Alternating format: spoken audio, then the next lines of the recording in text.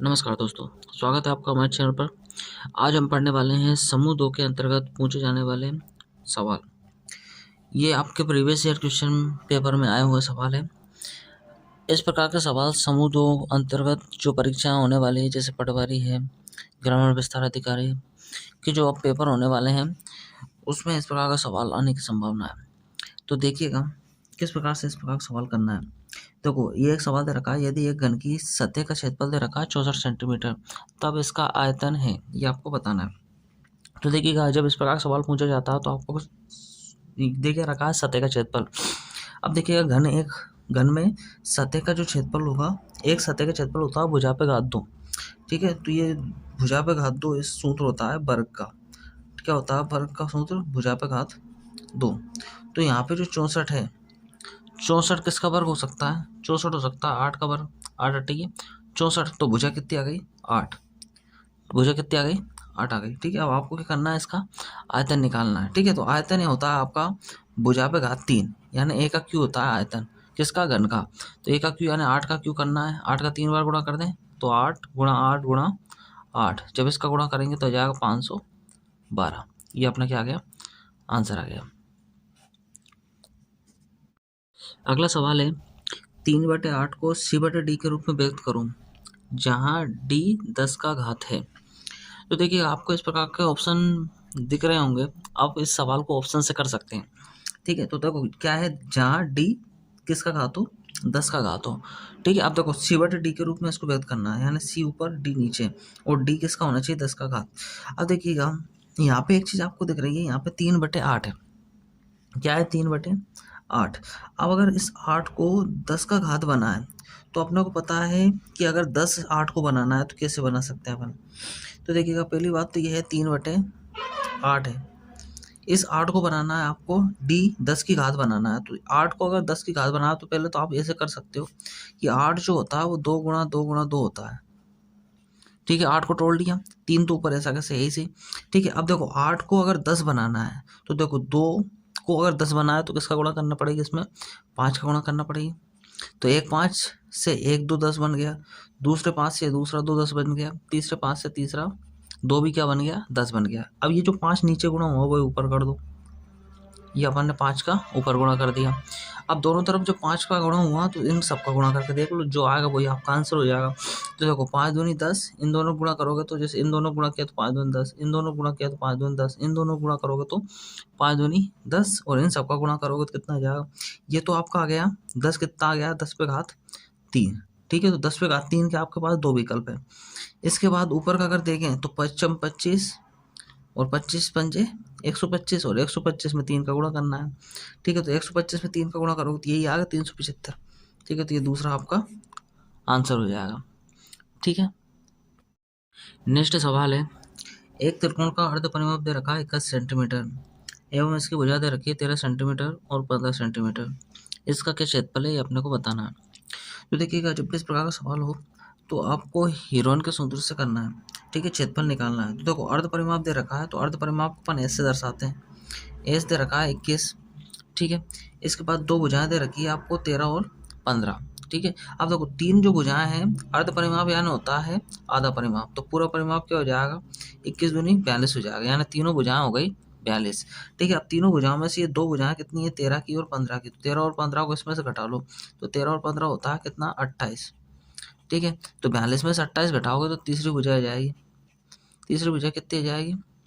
28 30 14 आ जाएगी। ठीक है, ये आ गई कितनी? 14। ठीक है, 28 2 30, 30 और 12 42। ठीक है, तो कितनी आ गई? 14 आ गई। ठीक है, तो ये कौन सी भुजा हो गई? तीसरी भुजा हो गई। तो आपके पास एक भुजा 13, दूसरी 15 और तीसरी 14। तो क्या हो गई? भुजा 13 15 और कितनी? 14, और अर्ध परिमाप कितना आ गया? 21। ठीक है, तो आपको कुछ नहीं करना है, अगर क्षेत्रफल निकालना है और तीन भुजा दे रखी है और उसका आधा परिमाप दे रखा हो तो कुछ नहीं करना है, करनी के अंदर करनी लगाओ, करनी के अंदर एस का मान लिखो 21, और इन तीनों को 21 में से घटा के लिखना है। तो 21 में से 13 घटाया तो कितना बचेगा? घटाओ, या फिर इसको एक बार ऐसे लिख लो, 21 माइनस 13, 21 माइनस 15, 21 माइनस 14, इन तीनों को घटाना है। ठीक है, अब इनको जब घटाएंगे तो देखना क्या होगा, ये आपको दिख रहा होगा करनी 21 ऐसा कैसे आ गया, गुणा 21 में से 13 घटाया कितना बचा 8, 21 में से 15 घटाया कितना बचा 6, 21 में से 14 घटाओ कितना बचेगा 7 बचेगा। ठीक है, अब आगे क्या कर सकते हैं अपन, इस करने से संख्या को बाहर निकालना है। तो देखिए करने से संख्या को अगर बाहर निकालना तो कैसे निकालोगे, 21 को 2 टुकड़ों में तोड़ लो तो हो जाएगा 7 गुणा 3 हो जाएगा। ठीक है, इसको अगर 2 टुकड़ों में तोड़े 8 को तोड़ लो, तो 8 को अगर तोड़ोगे तो क्या हो जाएगा 2 गुणा 2 गुणा 2। ठीक है, 6 को अगर तोड़ोगे तो ये हो जाएगा 2 गुणा 6 3, और 7 तो ऐसा कैसे ही आ ही जाएगा। ठीक है, तो इन सबको मैंने तोड़ लिया। अब तो करने का मतलब होता है कोई भी संख्या 2 बार होती है वो करने से बाहर निकल जाती है। ठीक है, तो यहाँ पे देखो 2 बार कौन कौन है, 2 बार है, ये 2 भी 2 बार है, ये 3 भी कितनी बार आ गया 2 बार आ गया, और ये 7 भी 2 बार आ गया। ठीक है, तो इन सबको एक एक करके बाहर निकाल लो। तो 7 2 बार है तो एक 7 बार आ गया करनी से, 3 2 बार है तो एक 3 बार आ गया, 2 2 बार है ये तो एक 2 बार आ गया, इस 2 में से एक 2 बार आ गया। इन सबका कर लेंगे गुणा, तो देखो गुणा करोगे तो क्या जाएगा 7 तिये 21 और 2 दूनी 4, और 21 और 4 का गुणा करोगे कितना जाएगा 84 आंसर आ जाएगा। तो आपका कौन सा आंसर आ जाएगा, ये वाला 84 आंसर आ जाएगा। अगला सवाल दे रखा है, राहुल अपनी आय का 5/8 घरेलू खर्च पर, व्यक्तिगत खर्च पर 1/12 खर्च करता है। यदि उसकी मासिक आय दे रखी 48,000 रुपये तो उसकी मासिक बचत क्या होगी। देखिएगा इस प्रकार के सवाल में आप क्या कर सकते हो, ये दो खर्चे कर रहा है। ठीक है, एक तो 5/8 कर रहा है, एक 1/12 कर रहा है। ठीक है, तो इनको अपन जोड़ लें तो टोटल खर्च कितना हो जाएगा, इन दोनों का लघुत्तम निकालना है। तो देखो यहाँ पे क्या हो सकता है, लघुत्तम निकालोगे तो यह जाएगा 24। क्लियर दिख रहा है कि 8 से भी 24 में भाग जा रहा है और 12 से भी जा रहा है, तो लघुत्तम 24 आ गया। ठीक है, अगर चाहो तो लघुत्तम निकाल भी सकते हो या डायरेक्ट देख सकते हो। अपने को छोटी संख्या है इसलिए अपन ने डायरेक्ट लिख लिया, 24 आ गया। अब देखो 8 से 24 में भाग दिया, 8 3 24, 3 का गुणा किया कितना आ गया 15, 12 से 24 में भाग दिया कितना जाएगा 12 दूनी 24, और 2 का 1 में गुणा करोगे तो क्या जाएगा 2 एकम 2। ठीक है, इन दोनों जोड़ दोगे तो जाएगा 17/24। तो ये क्या हो गया खर्च हो गया। अब 17/24 क्या हो गया खर्च, तो जो खर्च हुआ है अपन मान लें कि आए हैं 1 रुपये, तो एक में 1 को घटा लें किसमें 17/24 में से। ठीक है, जब 1 को घटाओगे 17/24 में से तो इसके बटे में 1 मान सकते हो। ठीक है, तो इसका लघुत्तम क्या आएगा 24, 1 से भाग दोगे 24 में तो 24 बार जाएगा, और 1 में गुणा कर दोगे तो जाएगा 24 - 17, घटाओगे तो कितना बचेगा 7। ठीक है, और बटे में क्या जाएगा 24 हो जाएगा। अब जो आपकी आय है वो कितनी है 48,000। ठीक है, तो ये क्या जो है एक में से घटा लिया तो ये आ गई आपकी बचत। ठीक है, तो 48,000 में से कितनी बचत हो गई आपकी 48,000 के 7/24 बचत हो गई। ठीक है, 7/24 क्या हो गई बचत, तो 24 से काट दो 2 बार में कट जाएगा, तो ये 2000 हो गया, गुणा करोगे तो 7 दूनी 14,000 रुपये आपके आंसर आ जाएगा। ठीक है, तो कौन सा आंसर आ गया आपका 14,000 आंसर आ गया। अगला सवाल है, यदि एक बेलन का आयतन 567 पाई सेंटीमीटर स्क्वायर तथा ऊंचाई दे रखी है आपको 7 सेंटीमीटर स्क्वायर 7 सेंटीमीटर है, तो इसकी क्या दे रखी है त्रिज्या क्या है, इसमें से आपको बताना है।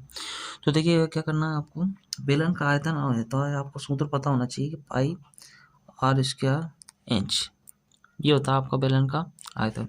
कितना दे रखा है बेलन का आयतन आपको 576 पाई दे रखा है। ठीक है, ये मैंने डायरेक्ट लिख दिया, बेलन का आयतन का सूत्र है। ठीक है, तो बेलन का आयतन का सूत्र बराबर में क्या आ गया 567 पाई आ गया।